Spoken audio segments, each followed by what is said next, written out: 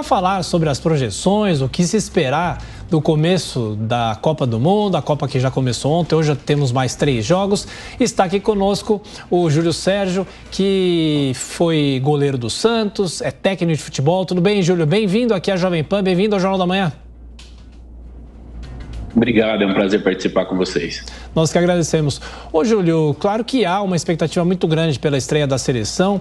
O Tite não tem problemas praticamente, né? Tem um elenco muito grande à disposição. A França já perdeu grandes jogadores. E eu pergunto, esse clima de já ganhou é bom ou é ruim, hein, Júlio, pela sua experiência?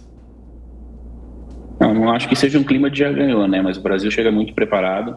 Acho que principalmente no setor ofensivo, nós temos muita reposição, uma variação muito grande de características e jogadores. Então, é uma equipe muito mais equilibrada do que nos últimos mundiais e, sem dúvida, o Brasil é favorito. Agora, falando em equipe equilibrada, a Copa de 2018 foi bastante equilibrada. O que a gente pode esperar em relação ao Mundial no Catar? Acho que vai ser um Mundial muito mais tático. As equipes vão todas passar atrás da linha da bola, como a gente costuma dizer, praticamente. Dificilmente você vai ver uma equipe marcando pressão o tempo todo. Os times europeus têm uma característica coletiva muito mais forte que os sul-americanos.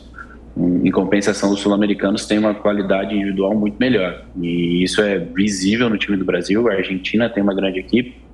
Então, assim, vai ser um Mundial bastante disputado. Ô, Júlio, a gente sabe que a Europa conquistou as últimas 4 Copas do Mundo. O que os sul-americanos devem fazer para quebrar essa hegemonia? A gente fala do Brasil, você também citou a Argentina. Grandes jogadores não faltam, né? Exato. A gente está numa evolução tática, né? O europeu, ele vem nessa evolução constante, eles têm muita literatura sobre isso. E a Alemanha foi prova disso no Brasil, né? A Alemanha tinha grandes jogadores, obviamente, mas tinha um jogo coletivo que era acima da média. A Espanha, quando foi campeã também. Então, isso tem feito a diferença. Eu acho que o Brasil, pela primeira vez, deu sequência num trabalho, tem um trabalho de longo prazo com grandes jogadores. Eu acho que isso pode fazer a diferença nesse Mundial. A qualidade dos jogadores com a evolução tática que nós tivemos dentro da seleção e no futebol brasileiro como um todo.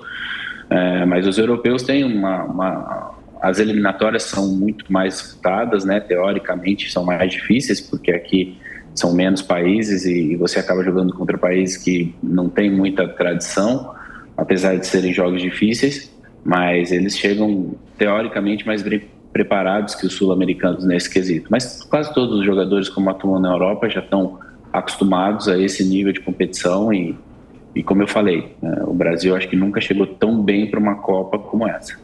Agora, Júlio, como você está explicando para a gente, a seleção brasileira é destaque. A gente fez uma participação ao vivo, mostramos a participação do Pilhado ao vivo agora há pouco no meio da torcida argentina e muitos acreditando na vitória brasileira, os argentinos. Mas que outras seleções você destacaria para a gente? Tem algumas seleções menos expressivas, como a Dinamarca, a Bélgica tem grandes jogadores, a própria Croácia, a Sérvia, Portugal tem feito bons trabalhos, mas eu acho que dificilmente vai sair da mão dos tradicionais, né?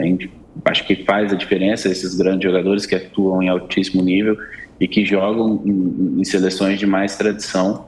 Então, eu acredito muito no Brasil. Eu acho que o Brasil tem tudo para ser campeão. Não vai ser fácil, porque os europeus chegam mais bem preparados, mas tem uma coisa que é diferente nessa Copa do Mundo, que é o período que ela é disputada, né? Geralmente a competição é disputada em junho, julho, que é o final do calendário europeu, e agora dezembro vai ser diferente. Muitos jogadores, a gente ouvia falar na Europa que estavam se poupando para o Mundial. A França tem, acho que 7 desfalques, e grandes outros jogadores ficaram fora da Copa do Mundo, até por esse momento em que ela é disputada, num país onde faz muito calor. Então, assim, várias coisas têm que ser levadas em consideração. Acho que o Brasil, nisso, conseguiu se preparar muito bem e a gente chega com todos os jogadores à disposição. Continuamos aqui com o Júlio Sérgio, comentando a Copa do Mundo, a expectativa para a estreia da seleção, agora 9h45. Repita. 9h45. Ô, Júlio, a gente fala muito sobre o Neymar, né? O Neymar chega para essa Copa muito melhor do que chegou para 2018. Ele, inclusive, chegou a ser operado faltando 3 meses, 4 meses antes da Copa. E agora, o que tudo indica, e é o consenso entre os comentaristas, que o Neymar tem companheiros que podem dividir a responsabilidade com ele. É mais ou menos isso? Eu acho que o Neymar é um jogador que está num outro patamar no nível mundial, né? Um grupo seleto de jogadores que tem uma qualidade muito diferenciada.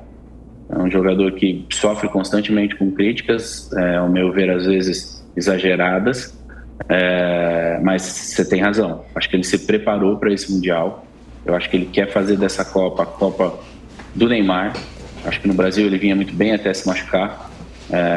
E os jogadores que surgiram são jogadores jovens, jogadores que têm muita velocidade pelas beiradas do campo. Eu acho que isso é fundamental para o jogo do Neymar.